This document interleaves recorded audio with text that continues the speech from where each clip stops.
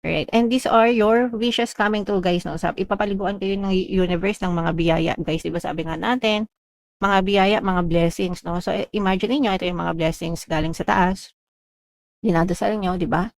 Ibubuhos 'yan sa inyo dito sa lupa. So, make sure na saluhin niyo 'no, saluhin niyo yung mga blessings na 'to mga ka-Pixie kasi talagang bubuhos ang blessing sa inyo guys, ngayong season na 'to. So, para ma-invite, sabi ko nga guys, para ma-invite or para mas mapapasok niyo pa ng maluwag sa buhay niyo, yung mga blessings palagi kayong magpasalamat 'no.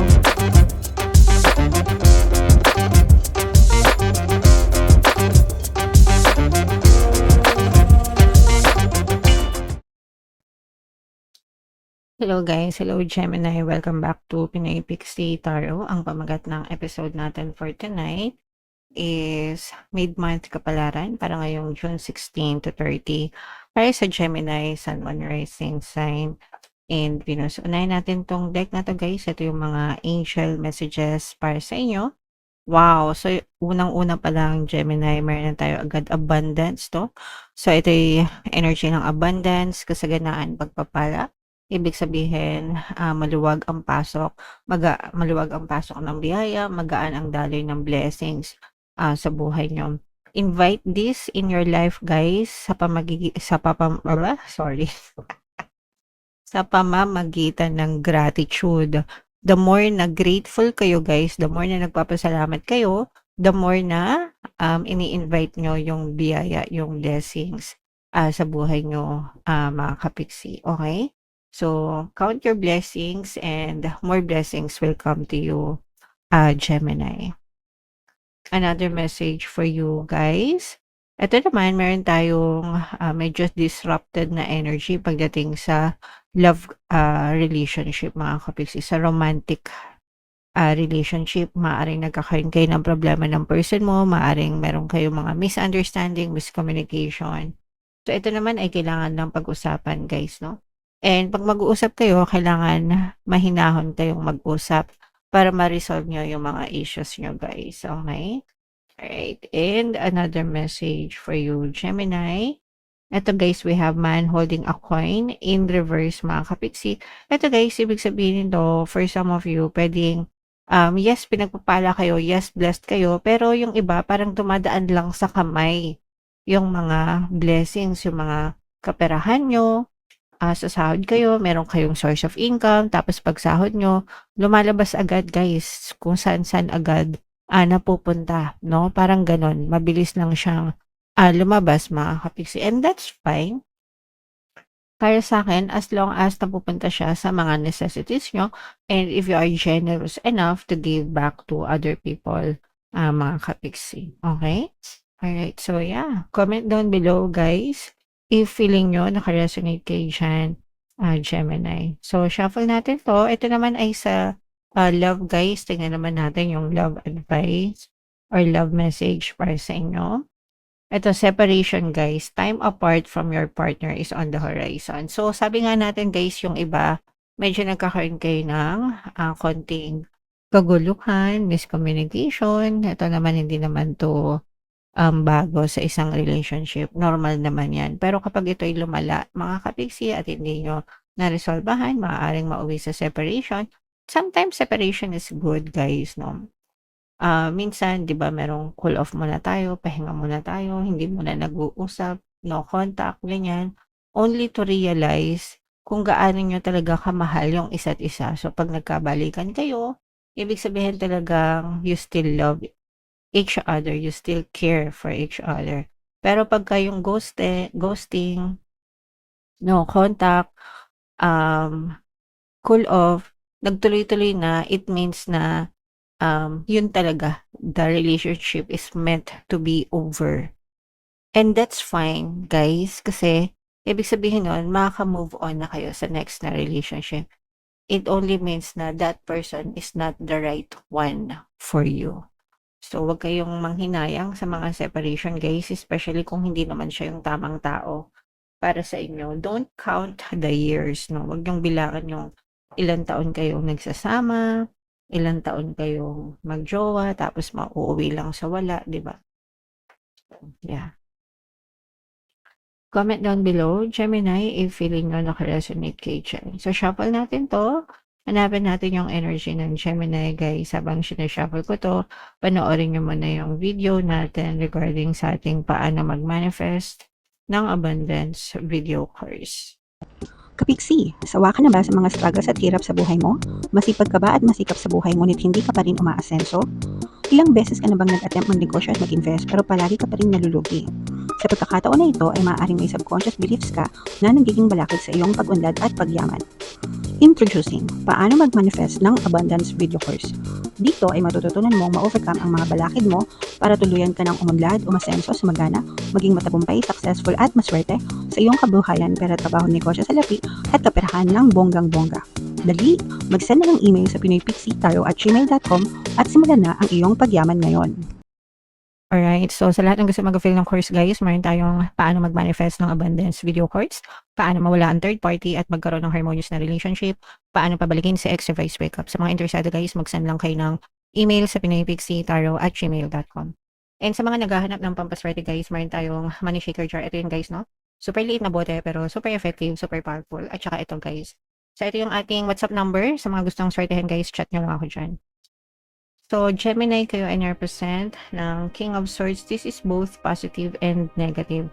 So, yung negative na nakikita natin, guys, is yung mga problema nga sa relationship, mga kapiksi, no? Kagaya nga nung sabi natin kanina, dun sa simula pa lang ng reading, mga kapiksi, na talagang for some of you, maaring nagkakaroon talaga ng difficulties, mga problema, challenges. And kapag ito'y nagtuloy-tuloy, guys, yung difficulty sa relationship nyo, maaari yan mauli sa separation, guys. Okay?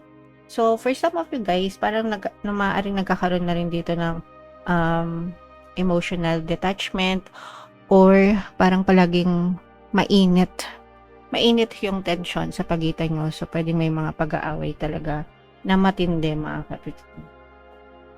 It doesn't mean na hindi siya ma-resolve, guys, as long as gusto nyong ma-resolve siya, no? Makipag-usap kayo ng maayos. Yung iba kasi, pwedeng yung person nyo medyo may pagka-immature, isip bata, or hindi siya committed. Pag sinabing hindi committed, pwedeng sabihin natin na hindi siya seryoso dun sa relationship, mga kapiksi. Okay? So, ganun, guys. Sa positive naman, guys, ito yung sinasabi natin, mga blessings. Ito yung mga biyaya pagdating sa pera, mga kapiksi. Maganda yung daloy ng pera sa inyo, very stable, very secure yung inyong pamumuhay. Meron kayong source of income, no?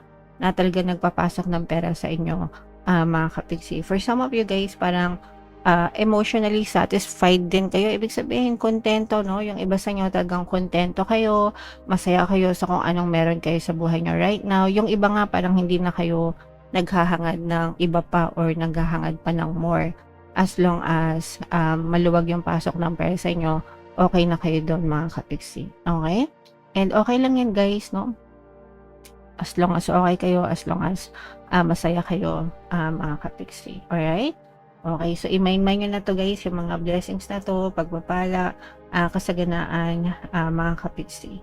And for some of you guys, no, parang very chill yung iba sa inyo, guys, no, parang ini-enjoy nyo lang, na-enjoy nyo yung sarili nyo. Nagkakaroon din dito, guys, ng work-life balance. Mga kapiksi, no, meron kayong mga bagong opportunities pagdating sa investment or negosyo na gusto nyong i-explore pero hindi nyo siya minamadali. Kumbaga parang inaaral nyong mabuti, pinag-aaralan nyo pang mabuti, mga kapiksi, no? And okay lang yan, guys. Alright? Okay. So, i-mind nyo na yan, guys, sa comment section, mga kapiksi. Ayan, no? These are dreams coming true pa, mga kapiksi. Mayroon ditong presence ng Capricorn, water sign, Cancer, Pisces, Scorpio, fire sign, Aries, Leo, Sagittarius. Ito, guys, nakikita natin na itong relationship nyo, pwedeng maisalba pa ito, no? Kung magiging mature kayo parehas.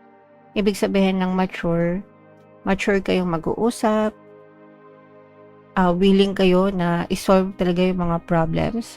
Kasi meron pang love sa pagitan nyo ng person mo na na-override lang siya. Kumbaga yung love natatabunan lang ng mga pag-aaway, no? Pero yung pagmamahal nandun pa. But kung pipiliin nyo na maging mature kayong dalawa at mag-usap kayo na maayos, mariresolve yan. Magiging ma-okay din yung relationship nyo, guys. Okay? Alright. So, yun nakikita natin. Meron din mga tao na pwedeng tumulong sa inyo, like yung mga common friends nyo. Kung meron kayong mga common friends, mga kapiksi, na parang mag-a-advise sa inyo. Pero, syempre, guys, pagdating sa relationship, kayo pa rin yan ng person mo. Okay? Alright, and these are your wishes coming true, guys, no? Ipapaliguan kayo ng universe ng mga biyaya, guys. Diba sabi nga natin, mga biyaya, mga blessings, no? So, imagine niyo ito yung mga blessings galing sa taas. Dinadasal nyo, diba? Ibubuhos yan sa inyo dito sa lupa. So, make sure na saluhin nyo, no? Saluhin nyo yung mga blessings na to, mga kapiksi, kasi talagang bubuhos ang blessings sa inyo, guys, ngayong season na to. So, para ma-invite, sabi ko nga, guys, para ma-invite or para mas mapapasok nyo pa ng maluwag sa buhay nyo, yung mga blessings, palagi kayong magpasalamat, no? Be grateful. Yan kasi yung magic word or yung sabihin natin, di ba, pag sinabing open sesame, di ba? Pinapapasok nyo yung mga blessings. Parang ganun din yan, guys, no? Pag nag-thank you kayo, guys, if you're always grateful, parang sinasabi nyo na blessings come to my life, blessings come to me. Okay? So, yeah. Always be grateful, mga kapiksi, kasi talagang maliligo kayo or paliliguan kayo, bubuhos ang biyaya sa inyo ngayong season na to, Gemini. So, happy birthday sa mga Gemini na June, no? Malapit na matapos. So, happy birthday sa inyo, guys. Anyway, comment down below if naka-resonate kayo, guys. And for more tarot readings, ito yung playlist nyo. Ito naman yung ating Success Stories ng paano mag-manifest ng abundance video course. Panoorin nyo itong video natin, guys, about money shaker jars. Thank you for liking, sharing, and subscribing. See you next time. I love you all, guys. Have a nice day. Bye-bye.